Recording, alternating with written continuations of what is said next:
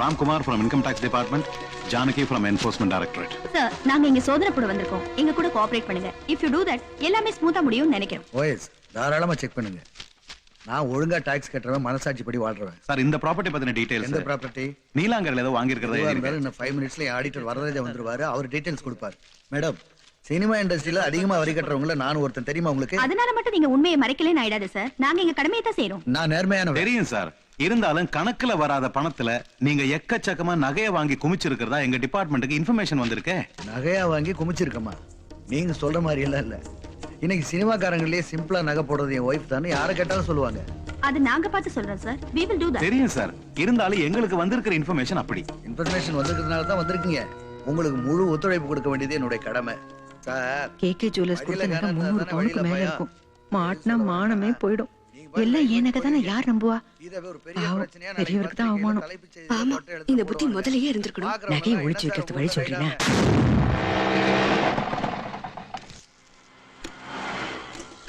15 நாள் medical leave போட்டிருக்கேன். Income tax ரைடா? போயா. எத்தனை தலைகாணி எத்தனை சூட்கேஸ் கிடைச்சது? சினிமாக்காரன் கூட ஆச்சா சார்? யோ, வேலையை பார்த்துட்டு போயா. சார், எங்க வேலையே தானே. இதை விட பத்திரிக்காரனுக்கு வேற வேலை என்ன இருக்க முடியும்? யோ, செக்யூரிட்டி என்னைய பார்த்துட்டு இருக்க. போயா. என் கால் ஓயினக்கிறான். இவனை வச்சு என்ன மிரட்டுறியா? யோ, மரியாதை சொல்ல கேட்க மாட்டேன். இரு, ஏன் டென்ஷன் ஆவற? ஏன் டென்ஷன் ஆவற? காட்டான்ஸ். இப்ப என்னமா பண்ண போறோம்? இன்கம் டாக்ஸ் ரைட்ல சும்மாவா பாரு. வீட்டு தலைகீழ கவுத்துட்டு இருக்காங்க. ஆமா,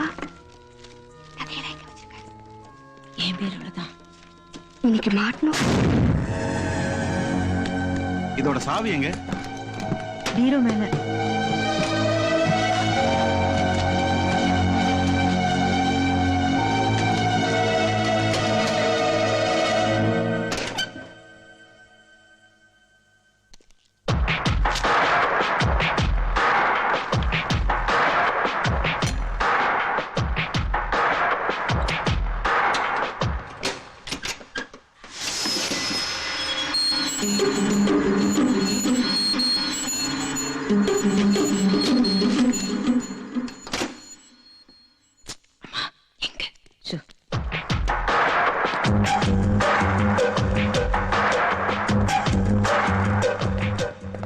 ரைட்ல எத்தனை கோடி கிடைச்சது சார்? சார், பதில் சொல்லிட்டு போங்க சார்.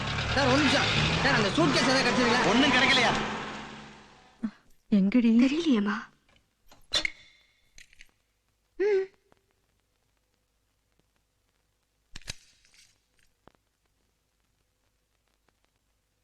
இது எப்படி உங்ககிட்ட? இது என்கிட்ட இல்லைன்னா இந்நேரம் நீங்க போலீஸ்ல இருந்திருப்பீங்க.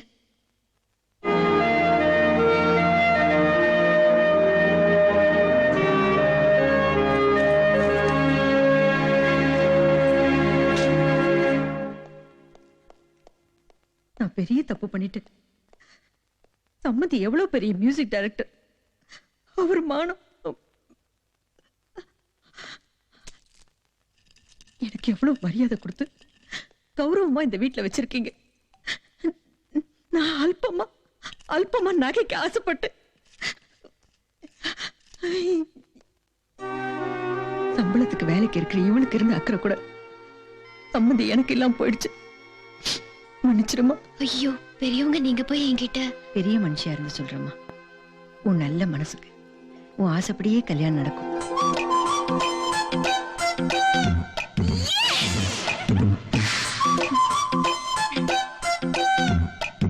ஹலோ, யார்? எடிட்டர் சாரா? சார், நான் சுதாகர் பேசுறேன் சார். கேஆர்பி வீட்டுல ரைட் நடந்தாலும் உண்மைதான் சார். ஆனா பணம் எதுவும் மாட்டலையா சார்? நான் என்ன சார் பண்ணிட்டேன்? ஒண்ணு செய். நீ நேர ஆபீஸுக்கு வந்து ராஜினாமா லெட்டர் கொடுத்துட்டு போயிடு. Okay sir. சார், பின்ன என்னப்பா, கேஆர்பி வீட்டுல ஒண்ணும் கிடைக்கலனா திரும்ப வந்துடுறதா? இன்வெஸ்டிகேட்டிவ் ஜேர்னலிசம் பண்ணுங்கயா. கேஆர் பாரதி பஞ்சுனா நெருப்பு யாரு? சிஆர் கண்ணு.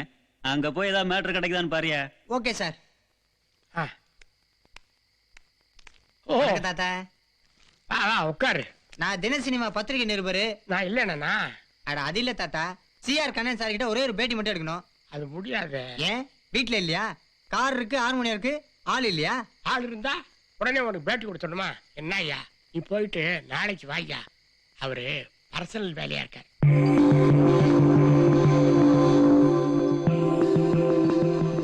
பேட்டி கூட கொடுக்க முடியல. அப்படி என்ன பர்சனல் வேலை? தூங்கிட்டு இருக்காருயா. தூங்குறது பர்சனல் வேலை. 7 மணிக்கலாமா? ஏங்க அப்படி அல்வா கொடுக்குறீங்க? காப்பி கூட கொடுக்கல, அல்வா கொடுத்தேன்னு நீ ஏன் அல்வா பாருங்க தாத்தா, நீங்க காஃபிலாம் அவனுக்கு கொடுக்க வேண்டாம், பேட்டி கொடுத்தா போதும்.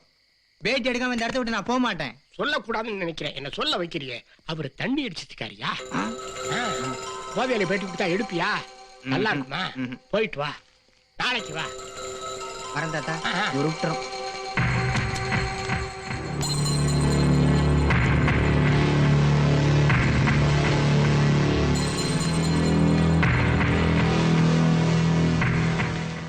இந்த பத்திரிகை படிச்சீங்களா? என்ன குடிகாரன்னு எழுதியிருக்கான். அதை படிச்சுட்டு அவன் எனக்கு துக்கம் விசாரிக்க போன் பண்றான். உன் நல்லதுதான் சொல்றேன், உன் நல்லதுதான் சொல்றேன், கண்டவெல்லாம் கன்வின்ஸ் பண்றான். தேவையா எனக்கு? அவமானமா இருக்கு. என்னங்க பத்திரிக்கைக்காரங்கன்னா அப்படிதான் எழுதுவாங்க. நீங்க மட்டும் தான் குடிக்கிறீங்களா? உலகத்துல வேற யாருமே குடிக்கிறது இல்லையாமா? மத்தவங்க குடிக்கிறதுக்கும் நான் குடிக்கிறதுக்கும் வித்தியாசம் இருக்கான். அப்படி என்ன பெரிய வித்தியாசத்தை கண்டா தெரியலையே.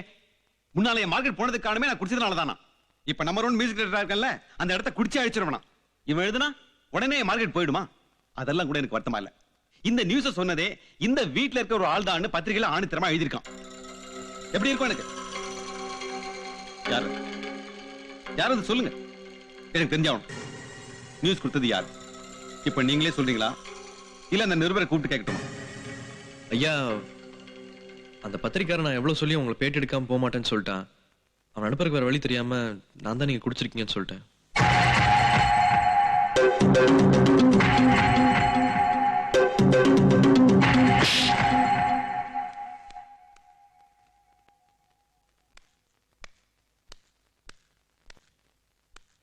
வேலையை விட்டு அனுப்பிச்சிட அவனை. இங்க இருக்கக்கூடாது அவன். முதல்ல அவனை வீட்டை விட்டு வெளில போச்சு. என் கண்ணு முன்னாடி நிக்க கூடாது. ஆமா.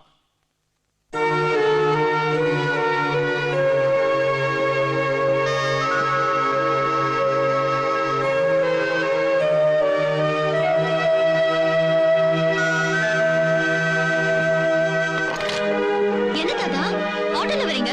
காரிங்க.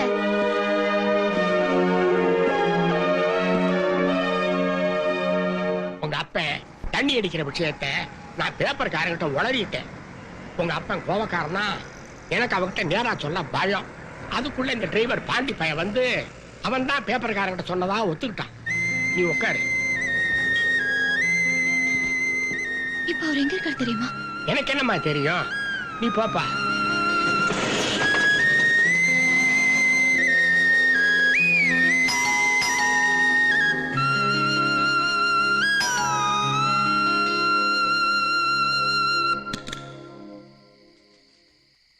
என்ன டெலிகிராம்? ஏப்பா டபுள் எக்ஸா? என்ன தவிர வேற யாரு இருக்கா இந்த வீட்டுல மேல போறதுக்கு? எனக்கு வேலை போயிடுச்சுன்னு கவலைப்படுறியா? அதனால என்ன, வெளியில இருந்தே உங்க அப்பா மனசை ஜெயிக்கிறேன் பார். நாளைக்கு பிலிம்பேர் ஃபங்க்ஷன் இருக்கு தெரியும்ல?